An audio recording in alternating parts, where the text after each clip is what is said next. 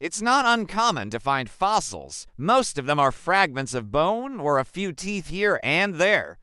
But in 2015, scientists in South Africa discovered a skeleton so complete it looked like someone had just tittied up the body and put it there. And that was only the beginning.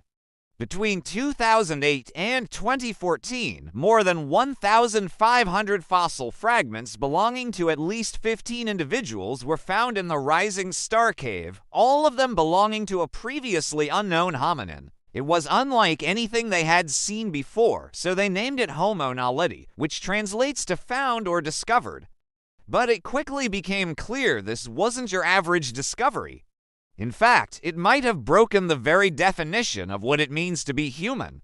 These fossils rewrite everything we know about human evolution.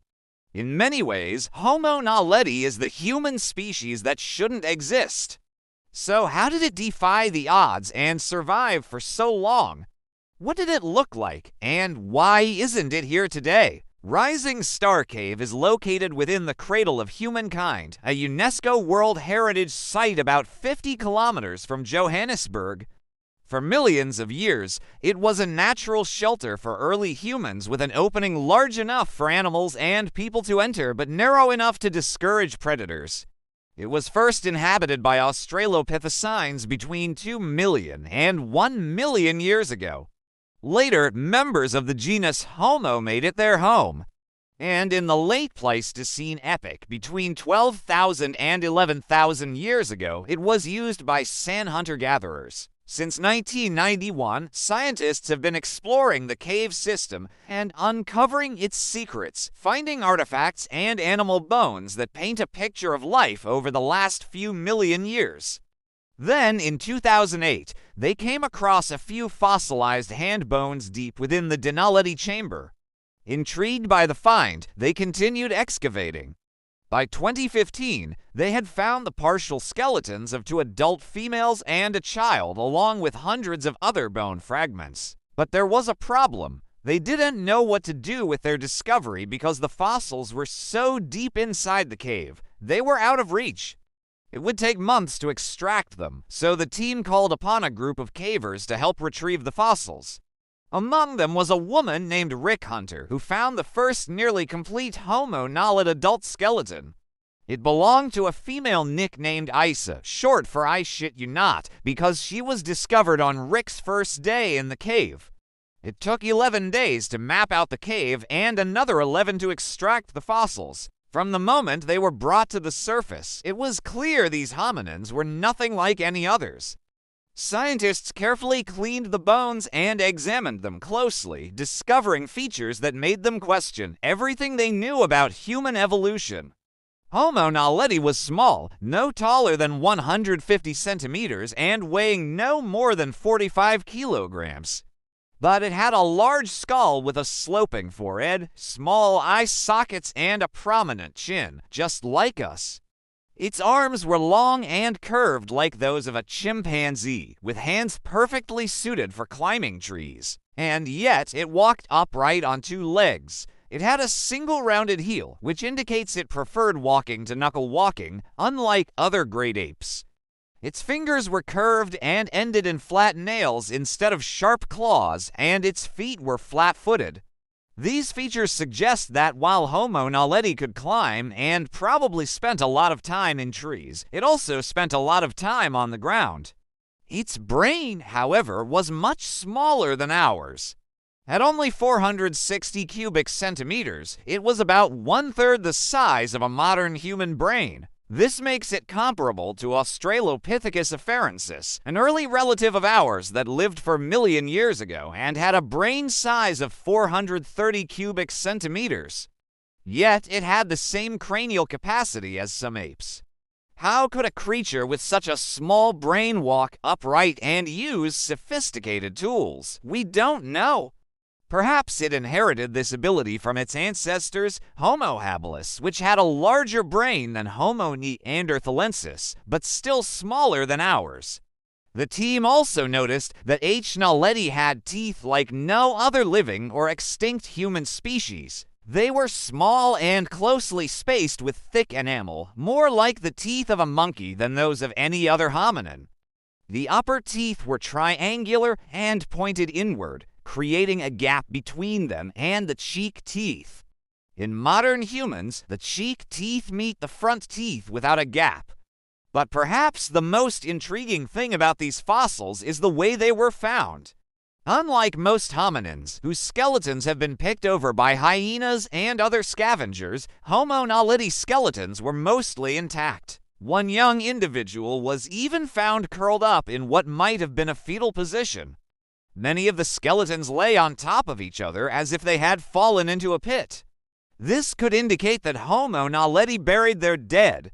If confirmed, this would be the earliest evidence of burial behavior ever found. It would also suggest that Homo naledi may have had a culture, which is mind-boggling considering their brain size.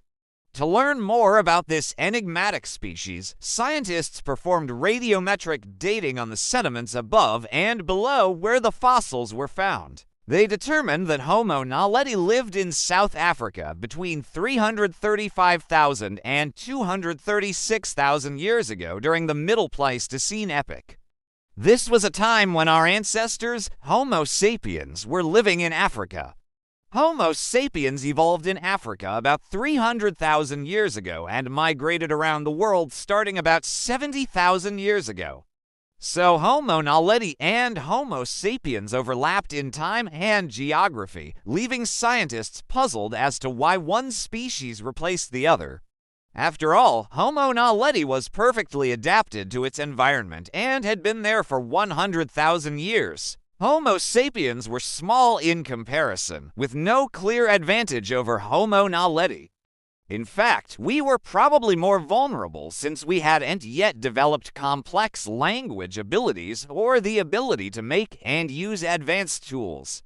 So, why did we outlast them? There are several theories. One is that Homo naledi went extinct because of climate change.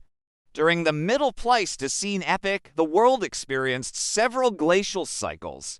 But the one that began about 500,000 years ago was the longest and coldest. Ice sheets spread across Europe and parts of Asia. Temperatures dropped significantly and rainfall decreased, resulting in widespread drought. Rising Star Cave would have provided shelter from the elements, but it couldn't have protected Homo naledi from everything. They could have starved to death when plants and animals died and the cave was filled with ice. Another theory is that they simply died out because of random events.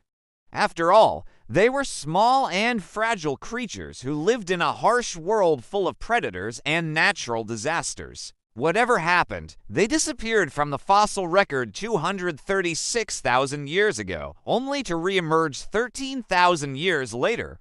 They had changed very little. Their brain size was still only 460 cubic centimeters. Did they evolve faster than any other hominin species, or did they stop evolving altogether? Since they had already achieved a stable body plan, they didn't need to change in order to survive.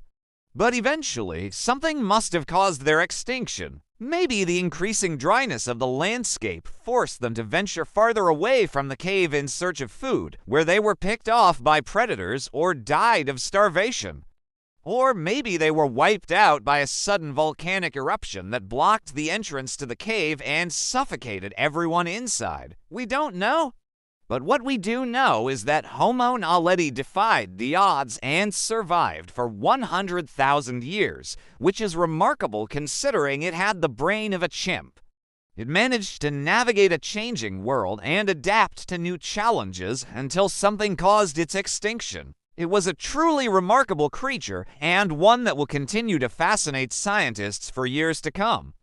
Thanks for watching. When you think about it, the story of human evolution is a bit of a miracle. If you want to learn more about the amazing journey that led to the creation of Homo sapiens, I'd recommend checking out the documentary series. It's an incredible exploration of the science and history behind our existence. You can watch it on this channel, which is an entertainment powerhouse with a lot of documentaries and non-fiction titles on demand. They've got something for everyone, from history buffs to science lovers and everyone else too. They've got something for everyone, seriously. So check it out today and start streaming your way to enlightenment. Thanks for watching.